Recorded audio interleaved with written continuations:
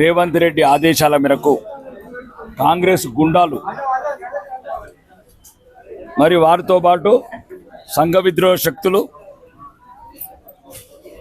కలిసి నిన్న రాత్రే ప్రణాళిక ప్రకారం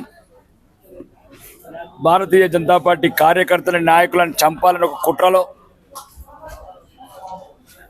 రెండోది ఇక్కడ కూడా ఢిల్లీ లాగా ఏదైతే ఢిల్లీని అలజడిగా చేశారో ప్రపంచ పటంలో ఈరోజు నరేంద్ర మోడీ గారి నాయకత్వంలో భారతీయ జనతా పార్టీ ఆధ్వర్యంలో ఈరోజు దేశం ముందుకెళ్తున్నది. వికసిత భారత సమయంలో రాహుల్ గాంధీ, ప్రియాంక గాంధీ విదేశీ శక్తుల కుట్రలో ఒక పావులై ఈ దేశానికి చెడ్డ పేరు తేవడానికి నిన్న చేసిన పనుల వల్ల ఈరోజు మేము నిరసన తెలపడానికి మా భారతీయ జనతా పార్టీ అధ్యక్షుడు రామచంద్రరావు గారి పిలుపు మేరకు శాంతియుతంగా ర్యాలీ చేసే సందర్భంలో ఒకవైపేమో కాంగ్రెస్ శ్రేణులకు ఇక్కడి నుంచి లోక్ భవన్ వరకు ఎటువంటి ఆటంకాలు లేకుండా 5 స్టార్ ప్రోటోకాల్స్ ఇచ్చి పోలీసులు, ఇక్కడనేమో మమ్మల్ని అన్యాయంగా దారుణంగా మా కార్యకర్తలని, మాతో పాటు జర్నలిస్టుని చూడకుండా రాళ్లతో కొట్టడం.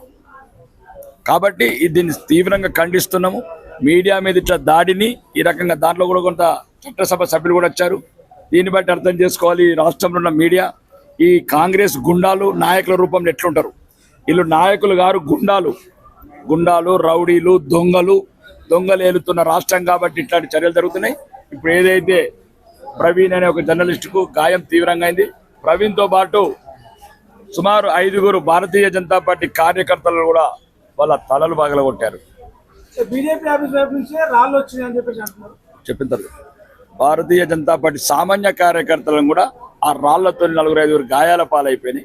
కాబట్టి దీన్ని తీవ్రంగా ఖండిస్తున్నాం. జర్నలిస్టుల పట్ల ఈ జర్నలిస్టు మీద జరిగిన దాడికి భారతీయ జనతా పార్టీ అన్ని రకాలుగా, కాంగ్రెస్ నాయకులందరేమో బీజేపీ వాళ్ళే రాళ్ళు వేశారు, బీజేపీ వాళ్ళే దాడులు చేశారని చెప్పి అంటున్నారు. ఇప్పుడు కాంగ్రెస్ వాళ్ళు భారతీయ జనతా పార్టీ ఆఫీస్ దగ్గరికి వచ్చారా, భారతీయ జనతా పార్టీ అక్కడ రాళ్లతో కొట్టారా గాంధీ భవన్ లో? ఇప్పుడు మీరు మీడియా మిత్రులు దయచేసి మీరన్నా స్వతంత్రంగా ఉండండి. ఆ పోలీసులాగా అమ్ముడు పోతే మేమేం చేస్తాం? మీరు స్వాతంత్రంగా ఉండండి. అదే అంటున్నాను, రాళ్ళతో తప్ప. ఇప్పుడు మాకే తప్పుతున్నాయి, మా పక్కన మీకు తప్పాయి. ఇప్పుడు మనం ఉన్నాము, రాళ్ళు తడిచి మీతో తగ్గితే మాకు తగ్గుతాయి. కాబట్టి న్యాయం వైపు ఉన్నారు కాబట్టి, ధర్మం వైపు ఉన్నారు కాబట్టి ఎట్టి పరిస్థితుల్లో ప్రతిదాన్ని ఎదుర్కొంటాం. మాతో పాటు మీరు కూడా ఎదుర్కొంటే మీకు అన్ని రకాలుగా అండదండలుకుంటాం. అంటే వీళ్ళు వచ్చి ఇప్పుడు కాంగ్రెస్ వాళ్ళు పరామర్శకు వస్తున్నారు, బీజేపీ వాళ్ళు పరామర్శకు వస్తున్నారు. వాళ్ళు మీ మీద చెప్తున్నారు, మీరు వాళ్ళ మీద చెప్తున్నారు. మధ్యలో నలిగిపోయేది ఇక్కడ ఒక జర్నలిస్ట్ అని విచక్షణ అదే చెప్తున్నారు.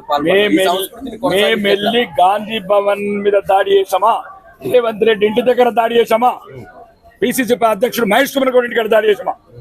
వాళ్ళు గుండాలు, రౌడీలు పోలీసుల మద్దతుతో దొంగల్లాగా మా పార్టీ మీద దాడి చేశారు, మా కార్యకర్తల మీద దాడి చేశారు, అడ్డొచ్చిన జర్నలిస్టు మిత్రుల మీద దాడి చేశారు.